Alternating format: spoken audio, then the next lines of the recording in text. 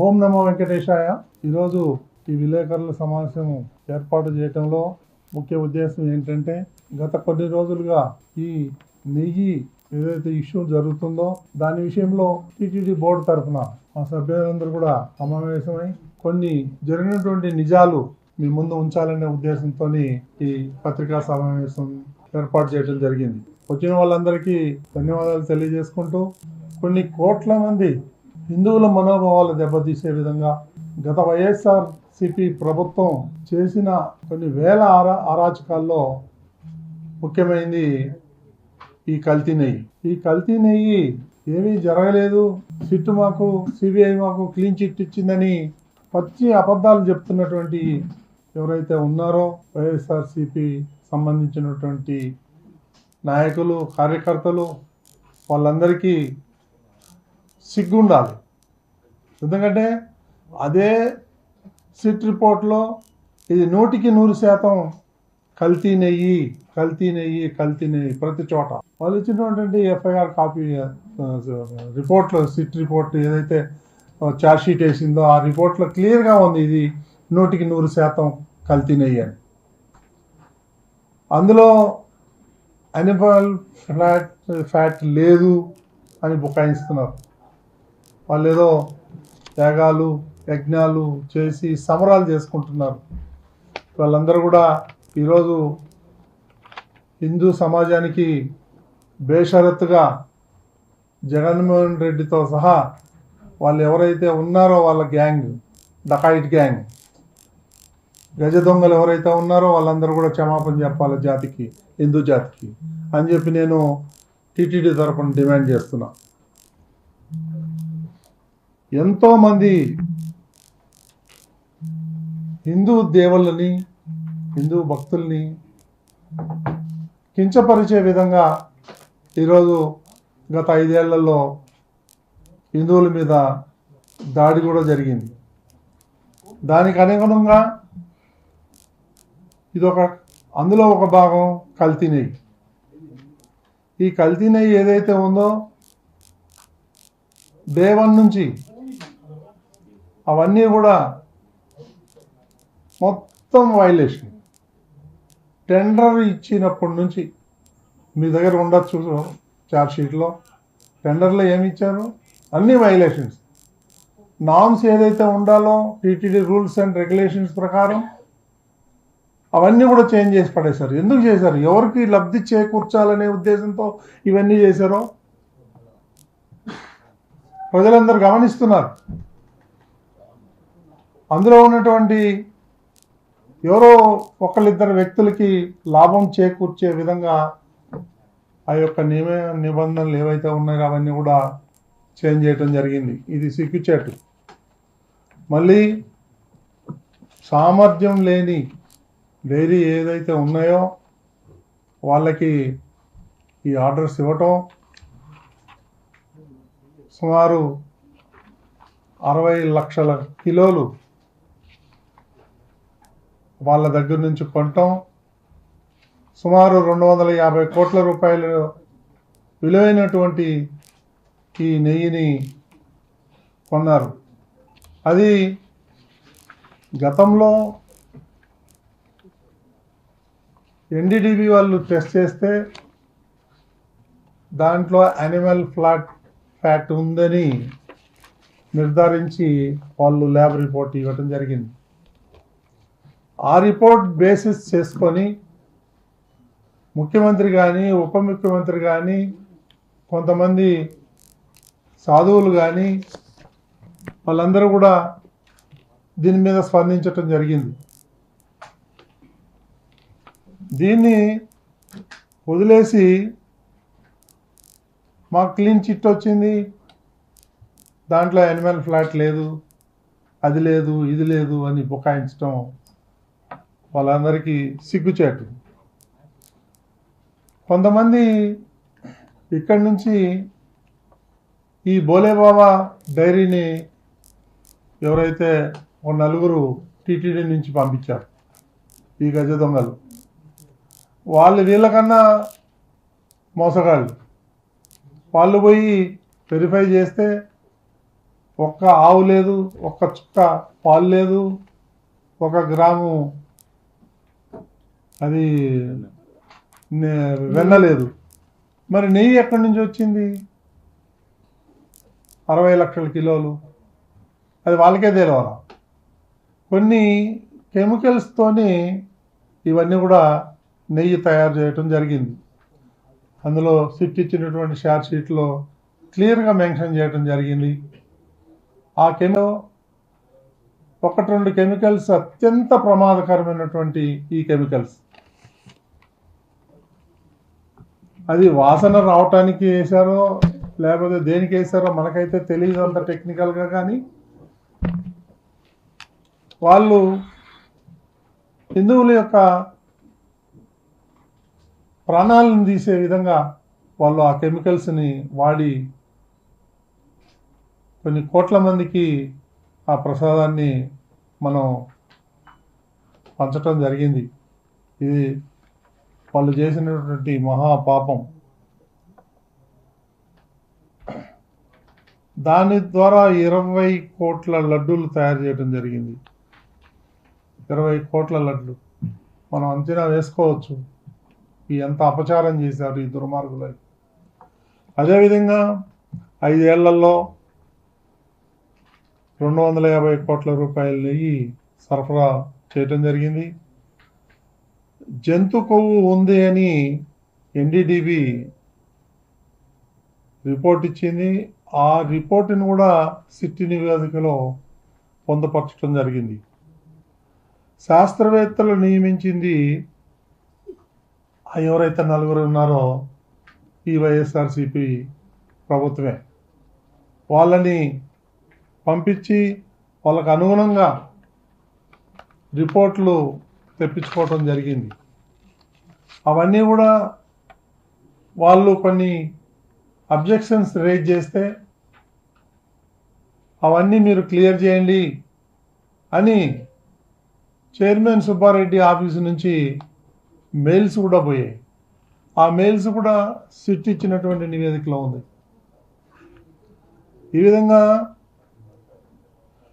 భోలే బాబాని ఎందుకు ఎంచుకున్నారు అని అంటే ఈ కమిషన్ల కోసం కకృతపడి వాళ్ళకి ఇది ఇవ్వటం జరిగింది.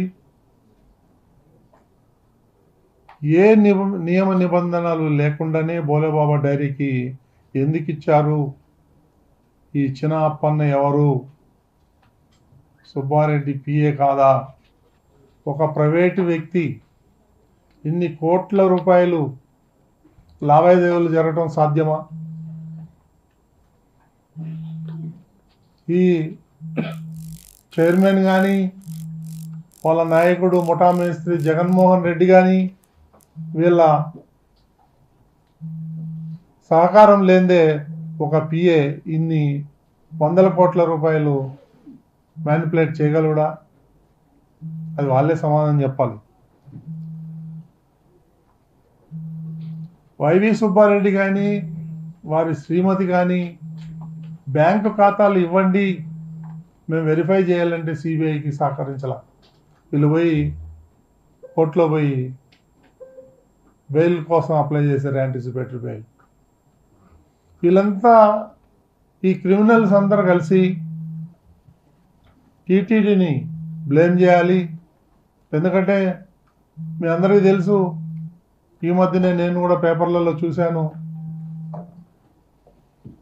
తిరుమల తిరుపతి దేవస్థానం ఏదైతే ఉందో అది వాటికన్ సిటీని దాటిపోయాం మనం అన్ని విషయాల్లోనూ.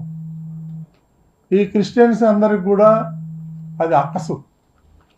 దీన్ని ఎట్లాగైనా తిరుమల తిరుపతి దేవస్థానాన్ని డౌన్ చేయాలి, దీన్ని బ్లేమ్ చేయాలి, దీన్ని బదనాం చేయాలి అనే ఉద్దేశం కంకణం కట్టుకొని వీళ్ళందరూ ఒక ప్రణాళిక ప్రకారం ఇక్కడ ఉన్నటువంటి హిందువుల మనోభావాలు దెబ్బతినే విధంగా తొలి నుంచి వాళ్ళు ప్రవర్తిస్తున్నారు.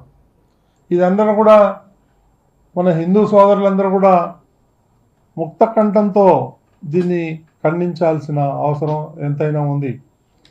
వాళ్ళు ప్రతి విషయంలోనూ టీటీడీలో నియమ నిబంధనలు చూట్లు పడిచారు. 1 కాదు 2 కాదు, ప్రతి విషయంలోనూ. నేను గతంలో కూడా చెప్పాను, మీరు ఏ ఫైల్ అయినా తీసుకోండి, అంత అవినీతి.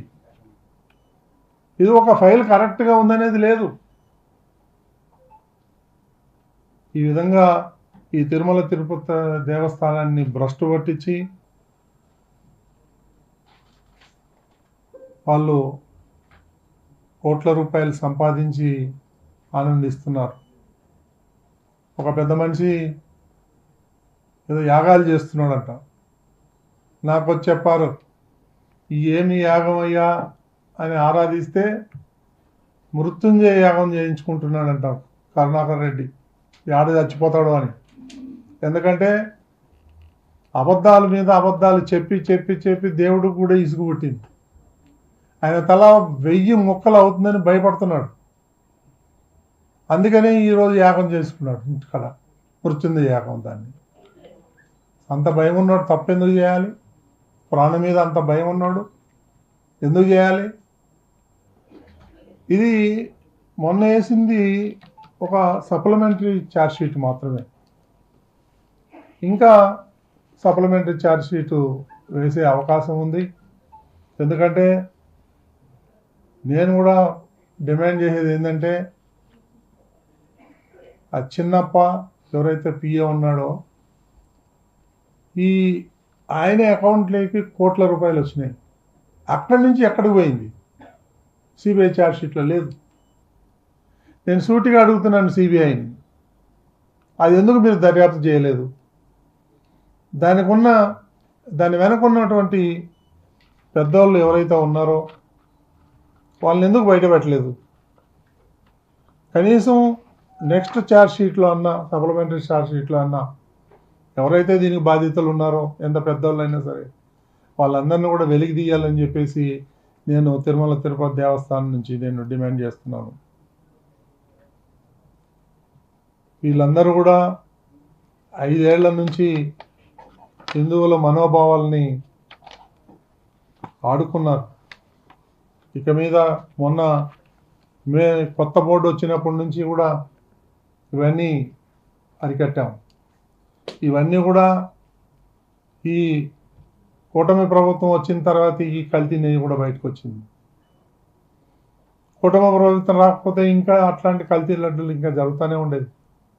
దాన్ని బట్టి మీరు అర్థం చేసుకోండి, ఇది ఒక రకంగా స్లో పాయిజన్. కాబట్టి ఇప్పటికైనా మనం మేల్కొన్నాం, అందరూ కలిసి పోరాడాలి. మనం అందరూ కూడా, హిందువులందరూ కూడా ఈ తిరుమల తిరుపతి దేవస్థానాన్ని మనం అందరూ కూడా కాపాడుకోవాలని చెప్పి, ఈ దుర్మార్గుల్ని నుంచి, వాళ్ళ యొక్క కబంధ హస్తాల నుంచి మనం తిరుమలని కాపాడుకోవాలి. దానికోసం నేను ప్రతి ఒక్క హిందువుని కోరేది ఒకటే, మనం అందరూ ఏకం అవ్వాలి, వాళ్ళ పని భారతం పట్టాలి, వీళ్ళందరి మీద కేసులు పెట్టాలి, వీళ్ళందరినీ జైలుకు పంపించాలి. ఆ కార్యక్రమానికి హిందువులందరినీ నేను కోరుకుంటున్నాను, సహకరించాలని చెప్పేసి నేను అందరికీ విజ్ఞప్తి చేస్తున్నాను. మాట్లాడతారా?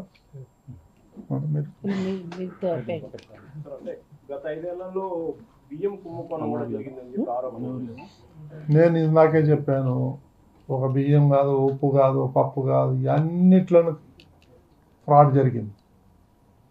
వాళ్ళు నాస్తికుడు, వాళ్ళు క్రిస్టియన్స్, షట్కారి వాళ్ళు అందరూ కూడా. హిందువులంటే చులకన భావం వాళ్ళకి. కాబట్టి వాళ్ళకు భయం లేదు, భక్తి లేదు.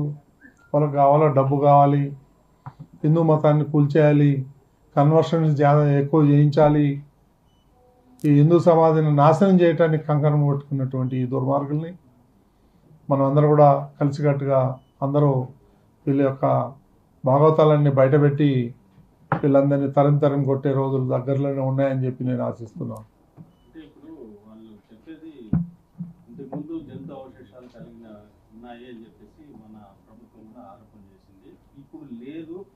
లేదు అని ఎక్కడా చెప్పలేదు. అదే వాళ్ళు విమర్శించేదానికి ఏముంది, 100 విమర్శిస్తారు. అసలు అది నెయ్యే కాదయ్యా బాబు అంటా ఉంటే ఇంకా కల్తీ ఎక్కడ? 100% కల్తీ అది. ఈ కొవ్వు ఉందా, ఆ కొవ్వు ఉందా, ఏం కెమికల్స్ ఉన్నాయి అన్నీ కూడా వచ్చినాయి కదా. ఎక్కడా కూడా యాన్యువల్ ఫ్యాట్ లేదు అనేది రాలా ఏ రిపోర్ట్లో కూడా. వాళ్ళు తప్పుడు ప్రచారం చేస్తున్నారు ఇవన్నీ కూడా. సిబిఐ మైక్రో డిఎన్ఏ టెస్ట్ చేయలేదు, దానిపైన అది చేయాలని చెప్పి డిమాండ్ చేస్తున్నాను నేను. దానిపైన కోర్టు దృష్టికి తీసుకెళ్తారా? వెళ్తామండి, కోర్టులో అఫిడవిట్ అయిపోతున్నాం. మైక్రో డిఎన్ఏ టెస్ట్ చేయలేదనే కోర్టు దృష్టికి తీసుకెళ్తారా? అవును, తప్పకుండా తీసుకెళ్తాం. అంటే లడ్డు కోసం వాడిన రసాయనాలు, అంటే నెయ్యి కోసం వాడిన రసాయనాల పైన లోతైన వివరణ ఛార్జ్ షీట్ లో లేదు సార్. ఆ రసాయనాల బ్యాక్గ్రౌండ్ ఏంటి, అసలు ఆ రసాయనాలు ఎప్పుడు వాడతారు? ఆ ఛార్జ్ షీట్లో కూడా కొన్ని లోపాలు ఉన్నాయి. అవన్నీ కూడా సీనియర్ అడ్వకేట్స్ అన్నీ కూడా స్టడీ చేస్తున్నారు. మనం కూడా కొంతమంది సైంటిస్టులతో సంప్రదింపులు జరుపుతున్నాం. వాళ్ళందరూ కూడా ఆశ్చర్యం వ్యక్తం చేశారు కొన్ని రిపోర్ట్లు చూసి. సరిగా జరిపించలేదనేటువంటి అనుమానాలు చాలామందికి మనసులో ఉంది. దాన్ని త్వరలోనే బయట పెడతాం. అది కూడా ఎందుకు చేయరండి, మీరు ఒక మాట నేను చెప్తాను, అన్యదా భావించద్దు. ఇక్కడ ఉన్నటువంటి నాయకులు, వైసీపీ నాయకులు ప్రధానికి సిబిఐ ఎంక్వైరీ అండి, సిబిఐ ఎంక్వైరీ అండి. ఆమె అంటే సిబిఐ ఎంక్వైరీ, సిగ్గు ఉండాలి వాళ్ళకి. సిబిఐ ఎంక్వైరీ 13 ఏళ్ల నుంచి కేసులు అటెండ్ అవ్వట్లేదు. మేనేజబుల్, వేల కోట్ల రూపాయలు సంపాదించేశారు ప్రజాధనాన్ని. ఆ డబ్బులు పెట్టి మేనేజ్ చేస్తారు వాళ్ళు. అన్ని డిపార్ట్మెంట్ మేనేజ్ చేస్తారు. ఇది చేయట్లేదు అనేది లేదు. వాళ్ళకి డబ్బు మదం ఎక్కువ ఉంది వైసీపీ వాళ్ళకి.